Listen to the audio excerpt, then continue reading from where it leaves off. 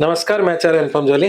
धनु राशि वालों के लिए आगामी सप्ताह अर्थात 3 अगस्त से 9 अगस्त के बीच में ग्रहों का आपके जीवन पर प्रभाव और उसके समाधान की बात कर रहे हैं। तो सबसे पहले तो हम बात करेंगे चंद्रमा की, जैसा कि हफ्ते में चंद्रमा का ही प्रभाव आप पे सबसे ज़्यादा होता है। बाकी सब ग्रहों की बात बाद में करेंगे। मीन राशि से लेकर मिथुन राशि तक चंद्रमा का सफर रहेगा, जो कि सप्ताह की शुरुआत आपके चौथे चंद्रमा से होते हुए सप्तम चंद्रमा तक जाएगा।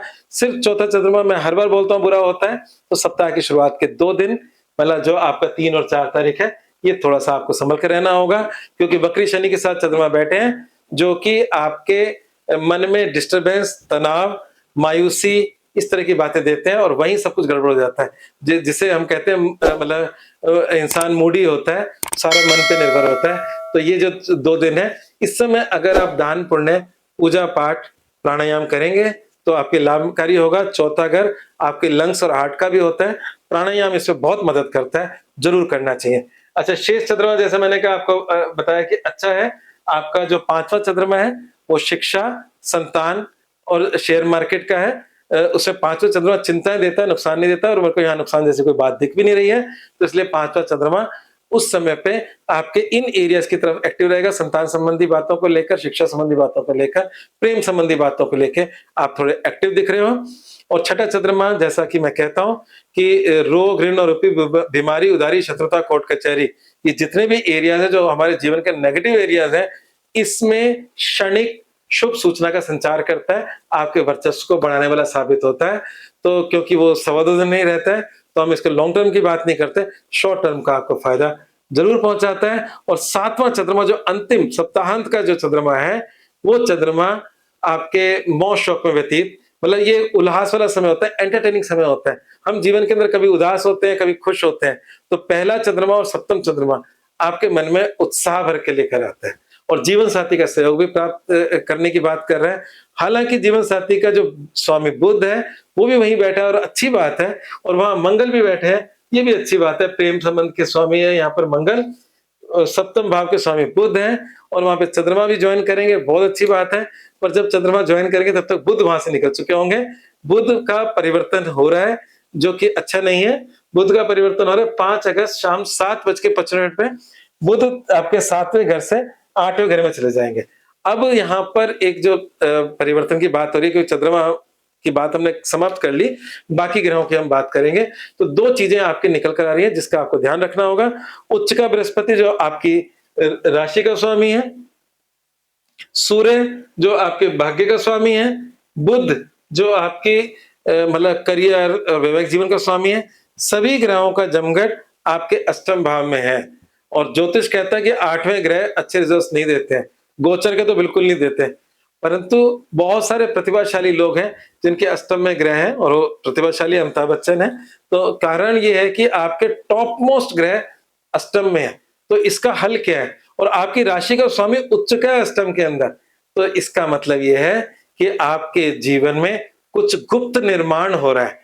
ये खाना लॉस का तो होता है, परंतु गुप्त चीज़ों का भी होता है। जब आप वहाँ प्रबल स्थिति में बैठे हो, मतलब बृहस्पति, आपका भाग्य वहाँ बैठा है, आपका की प्लैनेट जो आपके करियर और सबसे चीज़ों से जुड़ा हुआ है, बुध वहाँ बैठा है, ये तीनों बैठे हैं। तो इसका मतलब ये स्थान वो भी है जिसको हम कहते हैं कि ज़मीन के नीचे का पाताल। तो इसका मतलब जो छुपा हुआ होता है, जो दिखता नहीं है।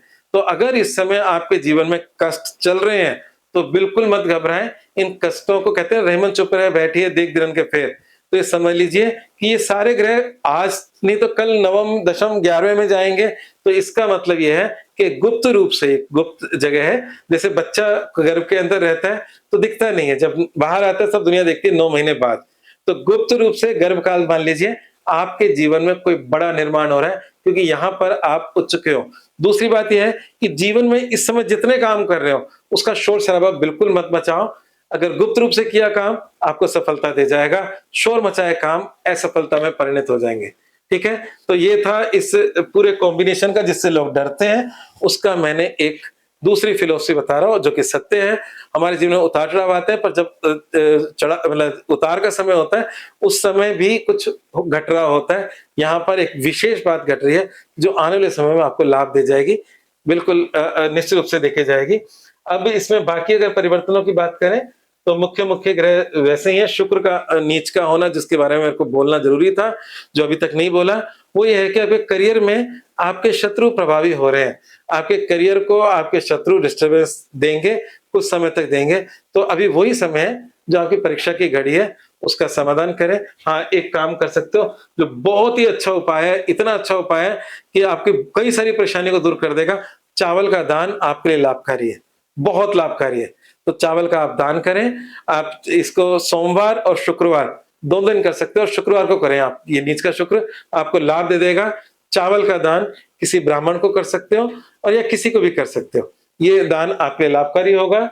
और फाइनल उपाय जो मैंने आपके लिए सोच रखे हैं, उनकी बात कर लेते हैं।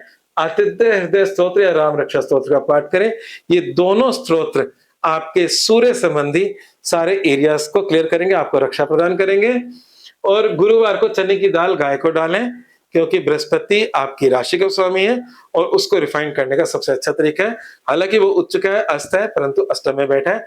तो गाय को चारा डालना या चने की दाल डालना बहुत लाभकारी साबित होगा। और इस समय मूल मंत्र है, पारिवारिक जिम्मेदारियों का निर्वहन करें। इसके 2 कारण से मैंने बोला। एक तो आपका जो दूसरा घर है, उसको स्वामी शनि वक्री है, तो इस समय कुछ उथल-पुथल दिखती है पारिवारिक जीवन में। और आपका सप्तम भाव का स्वामी बुध अष्टम में जा रहा है, तो इस समय अपने परिवार को प्रायोरिटी दें। आज बस इतना ही, धन्यवाद।